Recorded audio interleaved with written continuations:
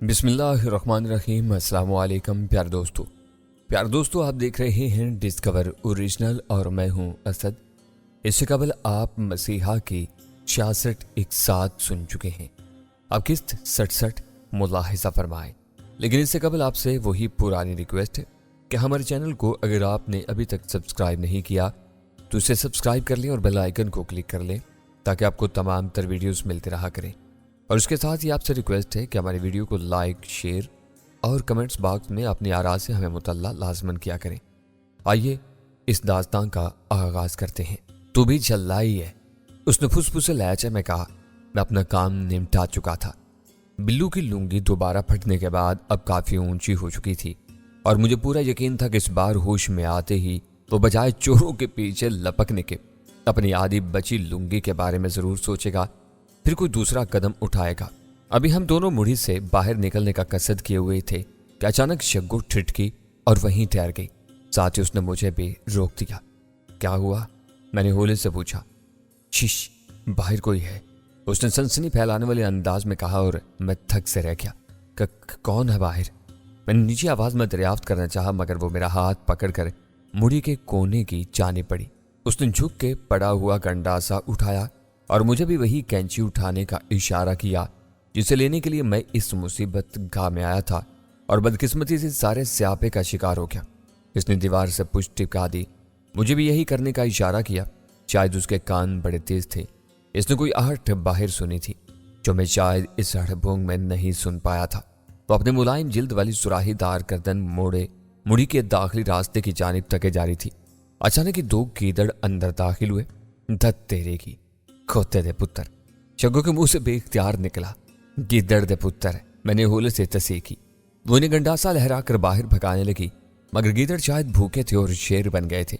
अपने बदहेज चेहरे वाली थूथनी उठाकर एक ने शग्गू के सामने गुर्राने की जुर्रत कर डाली जो उसे खासी महंगी पड़ गई थी क्योंकि अगले लम्हे शग्गू ने अपने बिल्लू का गंडासा उसकी थूथनी में मारा। दोनों चीखते हुए पलटे और बाहर को तोड़कर कहीं तारीकी में गुम हो गए। चलो निकलो, वो बोली। कंडासा उसने फेंक दिया था। मैंने कैंची थामे रखी। हम दोनों मुड़ी से बाहर आए तो वो अभी तक मेरे हाथों में दबी हुई इस बड़ी सी कैंची को देखकर बोली, क्या अब किसी का गला काटना है तूने? फेंक इसको, सबूत लिया हाथ में घूमेगा, उसने कहा। अब इसे क्या मालूम था कि यह सारा खट राग इसी कम वक्त कैंची के हसूल की वजह ही से हुआ था। मैंने उसकी बात को नजरअंदाज कर दिया और खासे तफक्कुर से बोला, मुड़ी का रास्ता बंद कर देना चाहिए। अंदर तेरा बिल्लू बेहोश पड़ा हुआ है। कहीं ये जंगली बघियाड़ दोबारा ना इस पर हमला करते, बाद में पुलिस केस बन सकता है। उसने झल्लाकर अपनी दहकती पेशानी पर दो हथड़ मारा और गुस्से से बुड़बुड़ाई, ये बिल्लू का बख्तुम मुसीबत ही बन गया है। चल फिर अंदर, कोई भारी चीज दरवाजे पर रख छोड़ते हैं।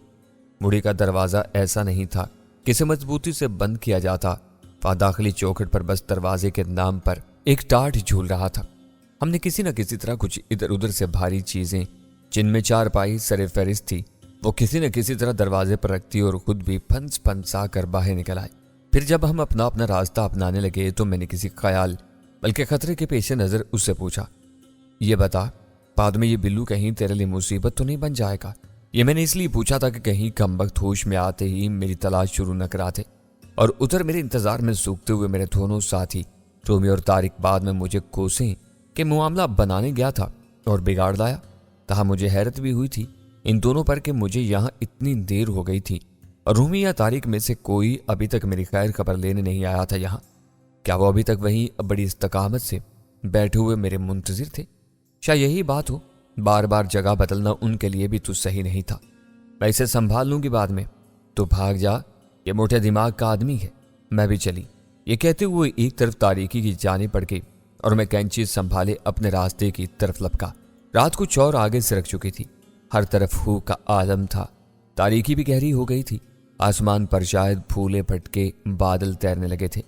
थोड़ी देर पहले होने वाली कशाकशी ने मेरे आसाब पर बड़ा गहरा असर छोड़ा था, जिससे ज़हन ही नहीं जिस्म भी थका थका सा महसूस होने लगा था।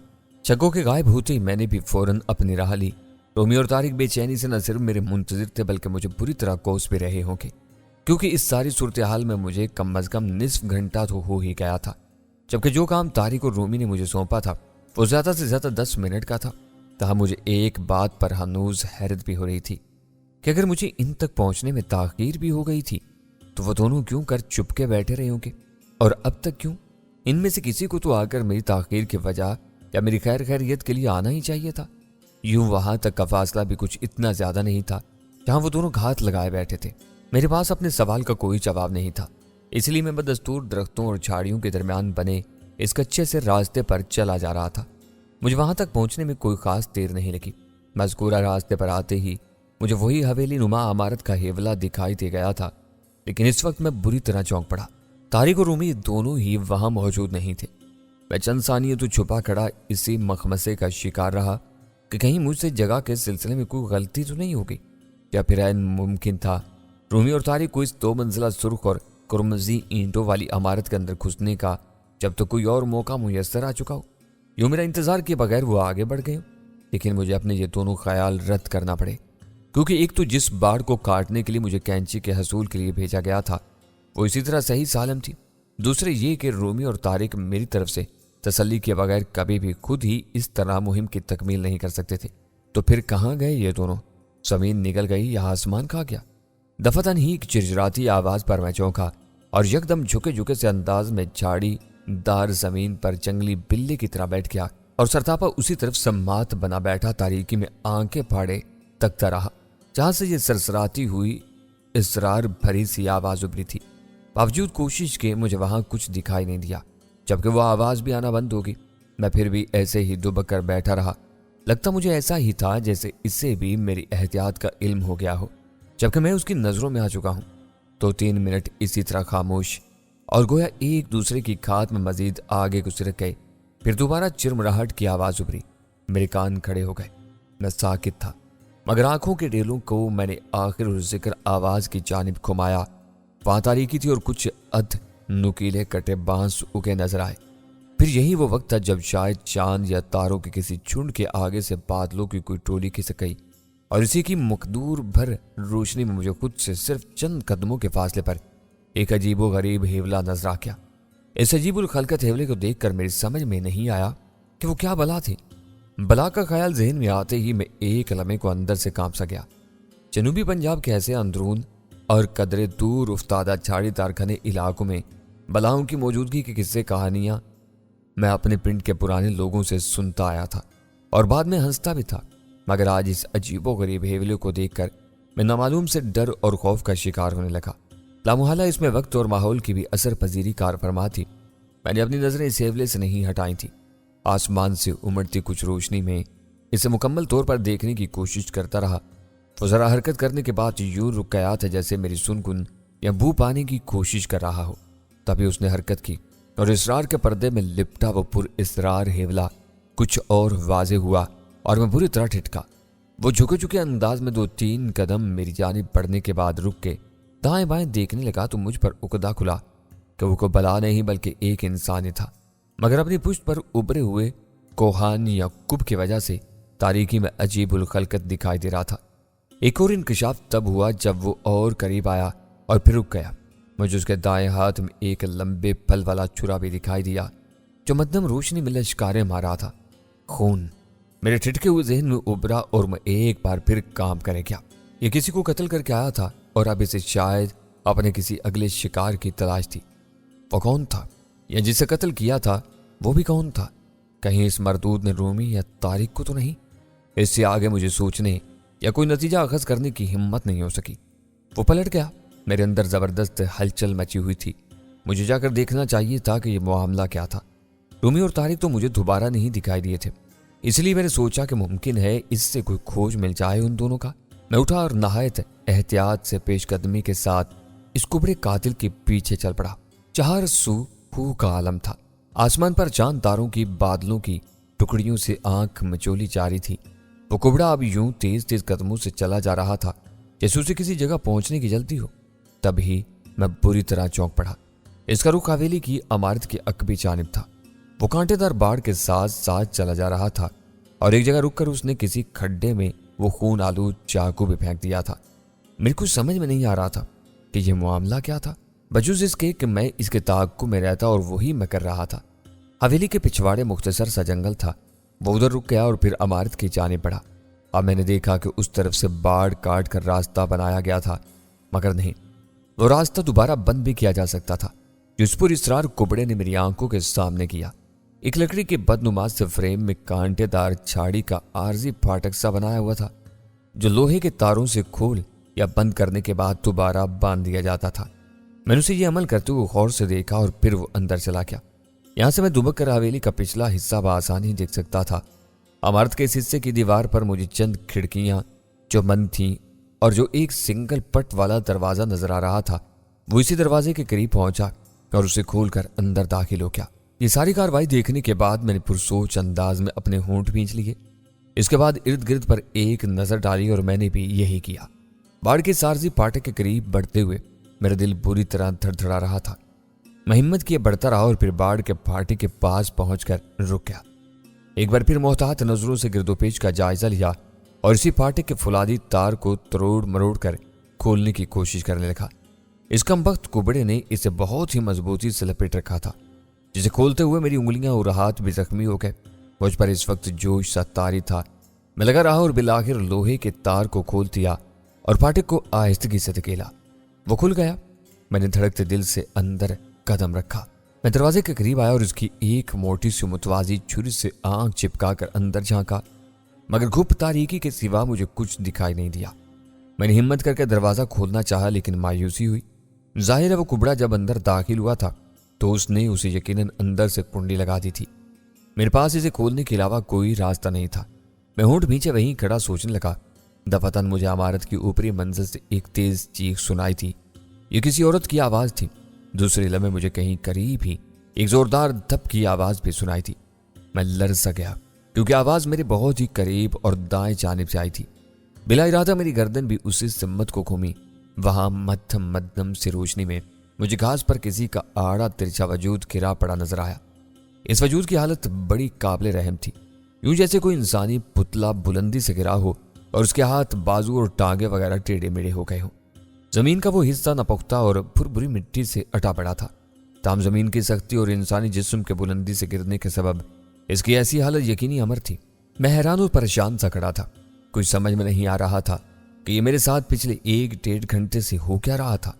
پہلے بلوں اور شگوں سے سنسنخیز ٹاکرا، پھر وہ خون آلود چھرا بردار پر اسرار کبڑا، طارق اور رومی کا اچانک غیاب، اور اب یہ کسی عورت کا حویلی کے بلندی سے یوں گرنا۔ بڑے الجھے ہوئے اور بکھرے بکھرے سے پے در پے واقعات رونما ہو رہے تھے۔ دفعتاً میں خیالات کے بھنور سے ابھرا۔ ایک شور سا سنائی دیا، پھر یکایک یہ شور تھم بھی گیا۔ اس کے بعد دوڑتے قدموں کی آوازیں آئی اور کسی کے زور زور سے بولنے کا شور سنائی دیا۔ میں جو ابھی تک حویلی کی اس عمارت کے اندر گھسنے کے ناکام جتن میں مصروف تھا، یکدم ایک طرف کو درختوں کے گھنے جھنڈ کی طرف چلا گیا۔ پاجڑواں تنوں والے درختوں کی بہتات تھی اور اس کے ساتھ ساتھ سفیدے اور یوکلپٹس کے درخت کتار در کتار حویلی کے داخلی گیٹ تک جاتے نظر آ رہے تھے۔ اس کے ساتھ جو روش سی بنی ہوئی تھی، میں نے اس پر ہلکی روشنی میں کچھ لوگوں کو بھاگم بھاگ اس طرف آتے دیکھا۔ میں نے ایک بار پھر سر اٹھا کر حویلی کی بلند فصیلوں کی جانب دیکھا تھا، وہاں مجھے اب چند ایک سر نیچے جھانکتے دکھائی دیے۔ میں درخت کی جڑوں کے قریب ابری ہوئی قدرو جھاڑیوں میں دبکا ہوا تھا۔ اپنے دیکھ لی جانے کا خدشہ بھی میرے سر پر کسی انجانے خوف کی طرح سوار تھا۔ طارق یا رومی ساتھ ہوتے تو اور بات تھی۔ یا اللہ، یہ کیا مواجرہ ہے؟ رومی اور طارق کہاں غائب ہو گئے تھے؟ اس حویلی میں اندر کیا کھچڑی پک رہی تھی؟ کچھ پتہ نہیں تھا۔ چند قدموں کے فاصلے پر ہونے سے اب نہ صرف میں ان بھاگتے ہوئے آئے افراد کو دیکھ سکتا تھا، بلکہ ان کی باتیں بھی سننے کے قابل تھا۔ وہ ملازم ٹائپ بھی افراد نظر آتے تھے، جن میں ایک جوان اور ایک ادھیڑ عمر عورت تھی اور باقی مرد تھے۔ 2 گن بردار بھی تھے، 2 ایک کے ہاتھ میں ٹارچیں بھی تھیں۔ عورتوں نے سر پیٹ ڈالا اور سینے پر 2 ہتھڑ مار کے رونے لگی۔ ہائے بڑی بیگم جی، ہائے بڑی بیگم جی، یہ کیا ظلم کر دیا خود پر، اور میں یہ چور مت کرے اور اندر جا۔ ان میں ایک مرد نے انہیں چھڑکا، دوسرا بولا، اے رامو، ان دونوں کو اندر لے جا۔ پھر وہ باقیوں سے مخاطب ہو کر بولا، لاش کو اٹھاؤ اور اندر لے چلو، کہیں پنڈ والوں کو خبر نہ ہو جائے۔ لیکن غفورے، چودھری صاحب کو تو فون کر کے اطلاع کرتے اور جا کے تاج صاحب کو بھی جگہ، وہ اندر لمبی تان کے سو رہا ہے۔